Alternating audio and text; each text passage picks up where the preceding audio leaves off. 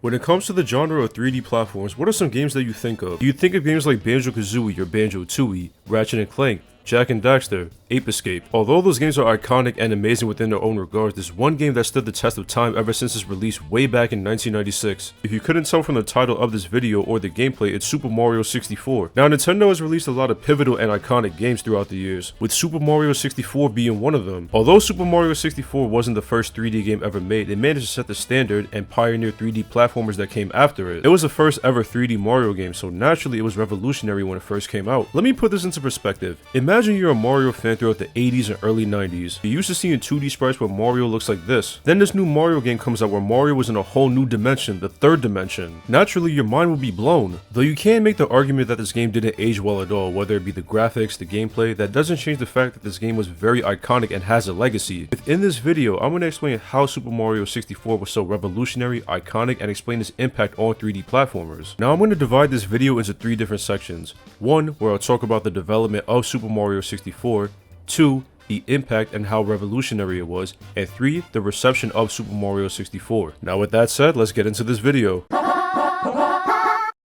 Super Mario 64 first released in Japan on June 23, 1996. It released in North America on September 29th of the same year, and the PAL version came out on March 1st, 1997. Though this game came out in 1996, development for this game actually started in 1994. Shigeru Miyamoto, one of the creators of Super Mario, actually came up with the idea for a Mario 3D game back in the early 90s. He came up with this idea during the development of Star Fox for the Super Nintendo, which is the game that you're seeing on screen right now. The original Star Fox for the Super Nintendo was known for its pseudo 3D art style. The art style was thanks to the Super FX chip. The Super FX chip allowed the SNES to render 3D polygons. In Miyamoto's vision, he wanted to use the Super FX chip to create this 3D Mario game for the Super Nintendo. He proposed that this game be called Super Mario FX, but instead the game was released for Nintendo 64. You would think the reason why this 3D Mario game wasn't released on the SNES and the N64 was preferred was because of the SNES's hardware limitations, but this actually wasn't the case. The reason why the Nintendo 64 was preferred was because the Nintendo 64 had more buttons for gameplay. Now, fun fact, Super Mario 64 was actually inspired by a canceled 3D prototype platformer game developed by Argonaut Software. This game was originally going to star Yoshi, and it would eventually become the game Croc: Legend of the Gobbo. When development for Super Mario 64 began, the first 2 things that developers focused on were the characters and the camera. Developers spent months trying to figure out how the camera system would work in this game.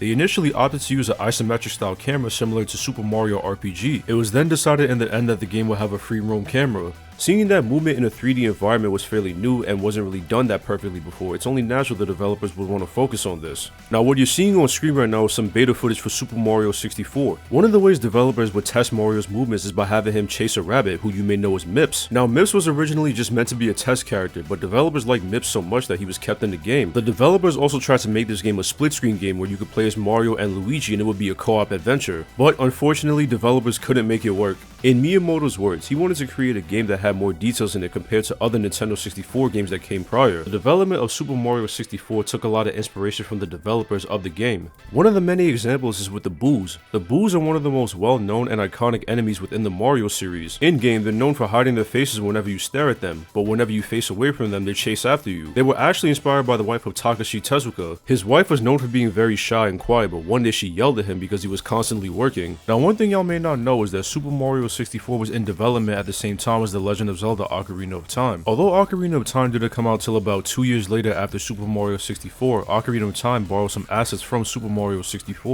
In 1995, a playable version of Super Mario 64 was shown off at Nintendo Space World. When the game was shown off, it was about 50% complete. This version had 32 stages compared to the final game's 15 stages. Now, with all that done, let's move on to how impactful Super Mario 64 was. It's no secret that Super Mario 64 was a very revolutionary game. Despite releasing almost 30 years ago, the impact of this game can still be felt. Players were impressed with how smooth Mario controlled and were amazed to see him in a whole new dimension. At the time this game came out, 3D platforming was still fairly new and a lot of game developers didn't know how to figure it out yet, and Super Mario 64 pretty much hit the nail right on the head. This game is one of the most iconic title screens of all time. Remember playing this game as a kid and being mad scared by Mario's giant face, or was that just me? Was that only me? Not to mention too, before Super Mario 64, Mario games were pretty much linear, but this game was free roam. Had it not have been for Super Mario 64, we wouldn't have amazing games like Super Mario Sunshine, Super Mario Galaxy 1 and 2, and even Super Mario Odyssey, if you really think about it. Did you know that Kingdom Hearts was actually inspired by Super Mario 64? Had it not have been for Super Mario 64, we wouldn't have one of the greatest video game series ever made. Christopher Sutherland, a developer for Banjo-Kazooie, stated himself that Super Mario 64 pretty much set the benchmark for 3D platformers. So many mechanics that were introduced in Super Mario 64 are still used in games to this day. And even in this year, 2024, people are still playing this game. You could go on YouTube and find hundreds of videos of people speed running this game. Nah, but for real though, if you haven't watched a speed run of this game, I highly recommend it because you'd be surprised as to how broken this game is and how fast people can beat this game. This game was so good, so iconic, so revolutionary that in 2004, it got a remake on the DS called Super Mario 64 DS. Say what you will about 3D platformers in this day and age, you could say they're dying, but we can't deny the fact that Super Mario 64 started the golden age of 3D platformers. Now with that said, let's get into the reception of Super Mario 64. With a game so revolutionary, iconic, well loved by so many people, it's only natural that it would have so much positive reception. Super Mario 64 got mostly positive reviews, and by May of 2003, 11 million copies of the game already had been sold. IGN gave it a 9.8 out of 10, Metacritic gave it an 85%, Famitsu gave it a 39 out of 40, Game Informer gave it a 9.75 out of 10, and GameSpot gave it a 9.4 out of 10. Many gaming magazines referred to this game as one of the greatest games of all time, and understandably so. Super Mario 64 was the first game to ever get a 10 out of 10 perfect score in Edge magazine. Although Super Mario 64 was praised for its gameplay, its controls, it was criticized for its camera, with some reviewers stating that the camera took some time to get used to. In 2009, Game Informer put Super Mario 64 at number 12 in their top 100 games of all time. Games such as GoldenEye and Conker's Bad Fur Day took inspiration from Super Mario 64. The game being a smooth and almost flawless transition from 2D to 3D and being a breath of fresh air is what landed Super Mario 64 so many positive reviews. And with that said, it's time to wrap this video up.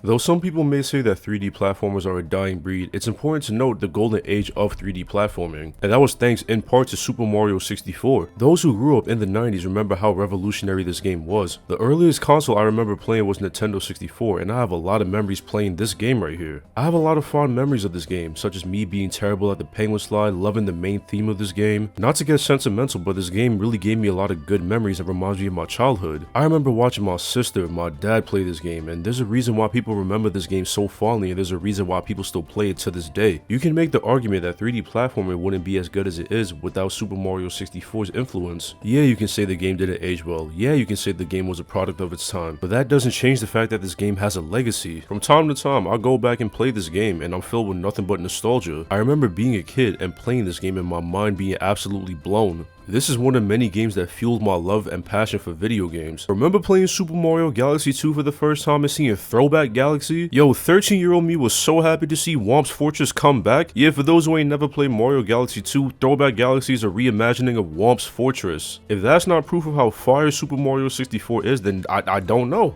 Well, with all that said and done, it's time to wrap this video up. If you played Super Mario 64, let me know in the comments and be sure to tell me what your favorite stage from the game was. With that said, I'm going to call it a night and end the video right here. Thank y'all so much for watching, and also, again, thank you so much for 1,000 subscribers. Don't forget to like, comment, subscribe, turn on post notifications, follow my socials in the description down below. I'm going to be off this. Y'all take care, have a good one, and I'm going to see y'all next time.